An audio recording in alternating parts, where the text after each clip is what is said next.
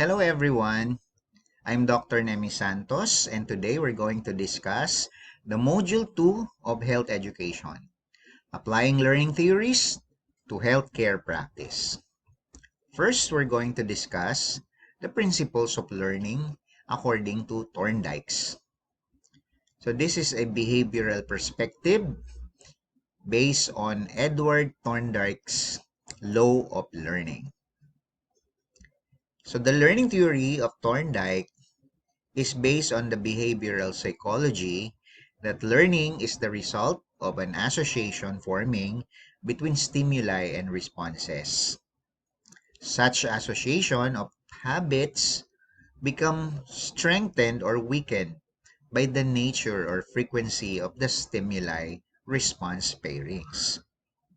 So Thorndike's theory consists of three primary laws: the law of effect, the law of readiness, and the law of exercise. First is the law of effect. So the law of effect is the response to a situation which are followed by a rewarding state of affairs that will be strengthened and become habitual responses to that situation. So this example is a word that best describes the law of effect. I love eating chocolate again and again because every time I eat it, I feel so good. Yum, yum. So this describes how the law of effect is explained. Now, the law of readiness. The law of readiness is a series of responses that can be chained together to satisfy some goal which will result in annoyance if blocked. For example, based on this law of readiness conversation with a student from a professor, it is said here that the professor is talking to the student and the professor telling the student, students, you learn best when you know why you need to learn. So that example is best describing the law of readiness. Next is the law of exercise. The law of exercise is the connection becomes strengthened with practice and weakened when practice is discontinued.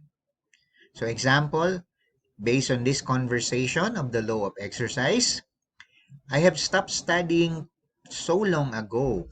Now it's so hard to sit and study again. The other example, I have been studying every single day and it's getting easier and easier to study. That's the other way around. Now, aside from these three principles, there are still additional principles like the principles of readiness. This is the degree of preparedness and eagerness to learn. So individuals learns best when they are physically and mentally as well as emotionally ready to learn. So that's the reason why we don't force our children to study. It is important to note that when you ask your children or ask a certain person to study, there is an innate longing or there is an innate wanting to study, no? Because individuals do not learn well if they see no reason for learning, they are exhausted or in ill health, and they are distracted by outside worries, responsibilities, or interests.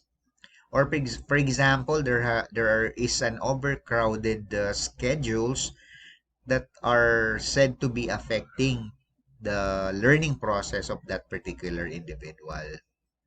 So in other words, environment affects the learning process and the eagerness of that person to learn. Now, what is the instructor's responsibility? First is getting students ready to learn. This is trying to build connection between students, no?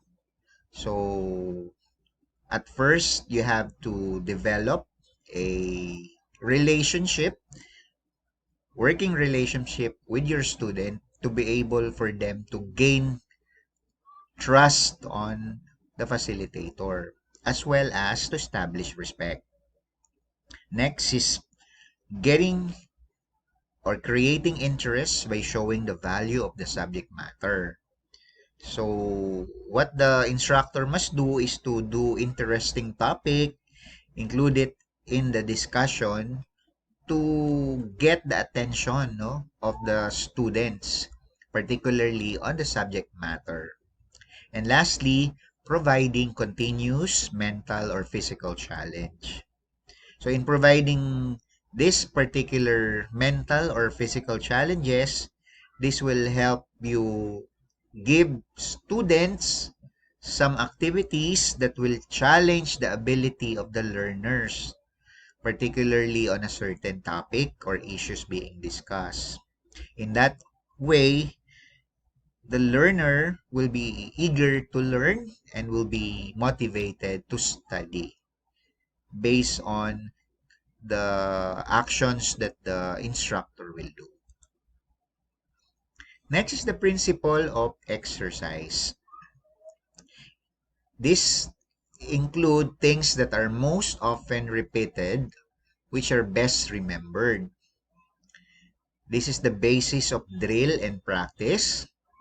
And the instructor's responsibility is to repeat important items of subject matter at reasonable intervals. So review is very important, no? For the students to recall the previous topic that was already been discussed. And then next is providing opportunity for students to practice while making sure that this process is directed towards a goal. So important for you to note that during times where teachers are asking questions, this is somewhat simulating a drill. When the teacher is asking question, the students will recall the learnings that they had in the previous lesson. Next is the principle of effect. This is based on the emotional reaction and motivation of the student.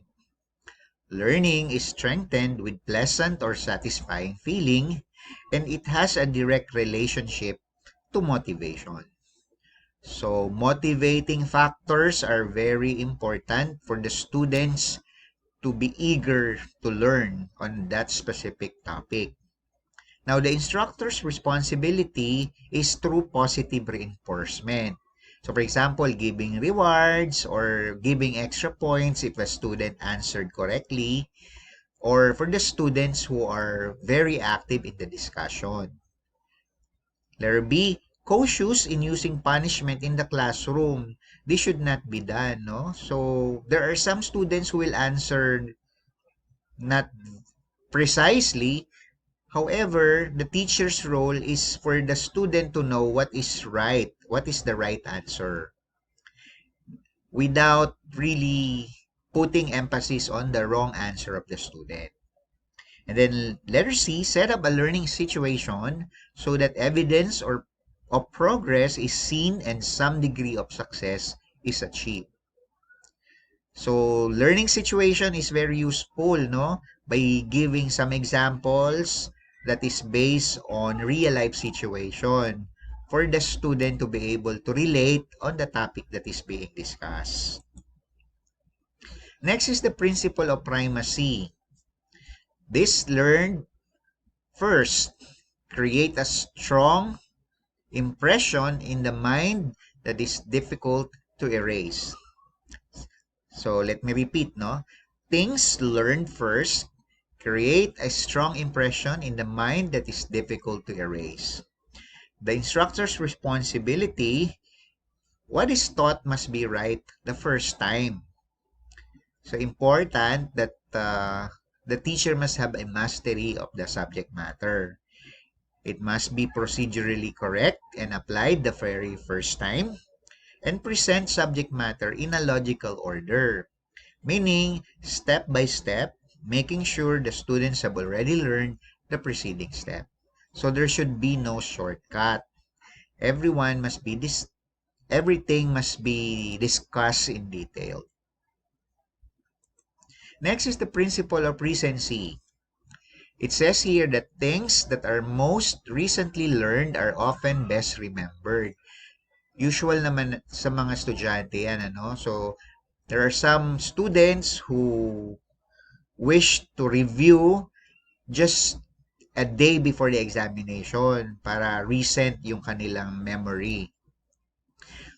Now, the instructor's responsibility is to summarize a lesson or learning situation. So, in that case, the student will easily determine and understand the lesson of that particular topic on that particular day.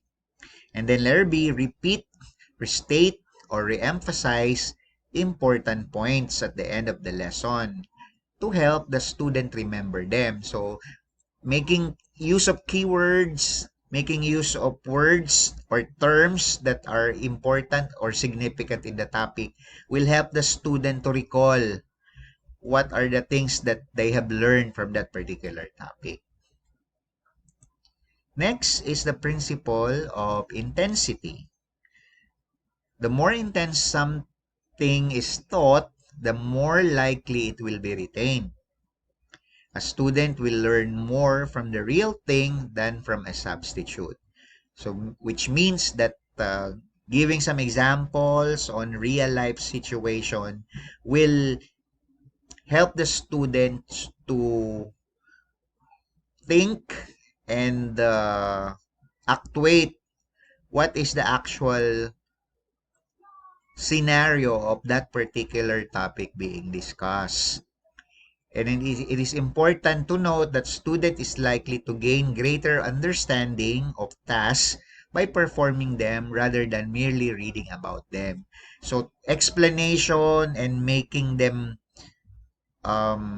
involved in the discussion will help the student to get a very good learning from the topic. Like, for example, if you are doing a certain discussion on a specific topic, make use of the students' ability to express themselves and give examples based on the students' perspective, no? Importante na may share nung mga estudyante ang kanilang mga experiences as well as the learnings that they get from the book. The role of the teacher is to facilitate and to process the discussion so that every information that comes from the student as well as the teacher will be synthesized and will become the gist and the substance of the topic being discussed. Next is the principle of intensity. The principle of intensity is geared towards instructor's responsibility. First is use imagination in approaching reality as closely as possible. So real life situation will help the students to think the most the closer description of the topic that is being discussed. Then use a wide variety of instructional aids, demonstrations, skits and role-playing, analogies, and personal experiences to improve realism, motivate learning, and challenge students. So, strategy will be based on the current situation. No? For example, online teaching or face-to-face teaching, there are some strategies that fit each learning platform. So what is important is the teacher will be preparing a lesson that will help the student to learn and to understand the topic using the methodology that will best encourage the student to participate, to learn, no, and to engage in the learning process, no. Importante kasi na hindi boring ang topic, at the same time hindi rin boring ang mga pamamaraan para matuto yung mga estudyante. So be creative so that the student or the